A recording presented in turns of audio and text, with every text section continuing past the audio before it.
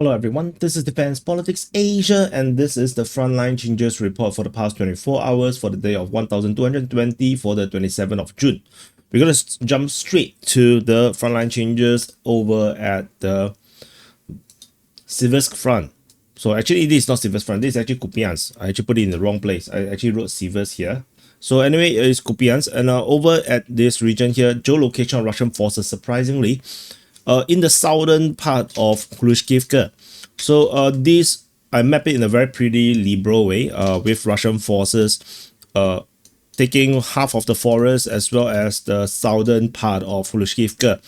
This is based on my feeling that this is most probably the advances around here, because if the Russians are here, the Ukrainians can't possibly be here, or they will be so stranded. So Russian forces advance up the roads, securing the forest, because if they didn't secure the forest, they could get backstabbed by the Ukrainians. So I think they have secured this, similar for all the situation along the tree lines and the farmlands. So this is the advance in this sector, with the advance around 1.6 kilometers into the Ukrainian controlled territory.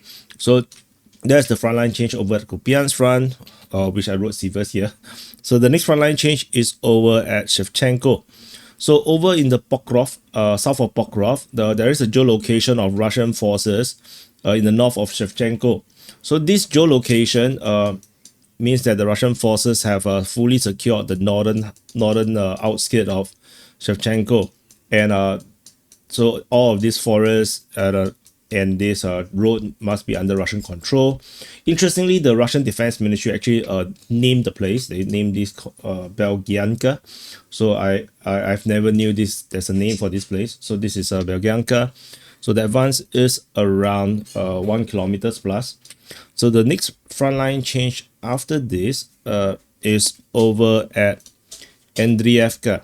So over at the Komar front, in this salient here, the Russian forces has been geolocated, entering, going south and start to close the salient in the north of Andriivka, capturing of this place as they're going to start to push the Ukrainians out from this area here. The Russians have already captured Andriivka and potentially already captured Oleksievka, so this is a natural progression of the things over here. The frontline change is around 1.3 kilometers. After this, the frontline change is over at Opytne. So this appendage suddenly have a hit here. So this is actually Ukrainian mapping conceding that they have lost this this area here. So this is just the Ukrainians trying to delay and slow down this this concession of the territory, that which is quite impossible, is already an impossible salient. The change here is around 1.5 kilometers. So if this small piece here is 1.5 kilometers, you can kind of understand why they kind of like don't want to like concede the whole thing, because it will just look really bad. So that is the frontline change at Opytne. They're going to slow reduce this over the next 1 or 2 weeks, I guess. Similar to the situation over in this north of Andriivka, where there was this impossible salient. Yeah, they also took forever to concede that. So the next frontline change is over at Vesele. So there's this small poke coming out, this small spike or thorn coming out of Vesele. This because the Ukrainian mapping looks rather different from our mapping. So this is one small concession, or saying that the Russians have taken off this position. This spike here is around 700 meters. So that's another frontline change. After Vesele, the next frontline change is at Novoselivka. So we have this impossible gray zone that the Ukrainians have end up having on our mapping, because they have been ignoring some of the geolocations. So they have finally considered that Novoselivka is captured by the Russian forces. So this ends this chapter of this Star Destroyer, over here. After the Star Destroyer, we have frontline change over in the Zaporizhzhia front over at Stepove. So over at Stepove, there is some map updating from the Ukrainian side.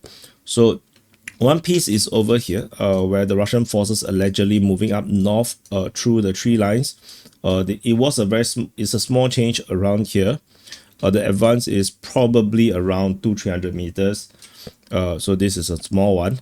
And then there's another one where the Ukrainian mapping draw in a straight line like this, which is clearly impossible, right? There's no way that this could be such a straight line. But anyway, so I've mapped this as per the Ukrainian mapping with the Russian forces capturing, half of these totally destroyed rubbles in this region here of Stepove. So these are all the frontline changes over the past 24 hours. We need to do some calculation on what's the total area captured by the Russian forces. So let's just use this as the background. So the Ukrainians did not capture anything as usual. The Russians captured 5.13 plus 1.73 plus 7.35 plus 0.16. Total area capture is 14.37 square kilometers. So it's not small, but definitely not at the 20 square kilometers range. If you add on the more than the additional out of 20 square kilometers yesterday, then this is 20. But then that will totally ignore the other 3 days that was a pretty lackluster for the Russians advance. So anyway, this is the Frontline Changes report. So thank you for watching. Do press the like button, subscribe. Happy birthday to you if your birthday today, and I'll see you guys in the next update.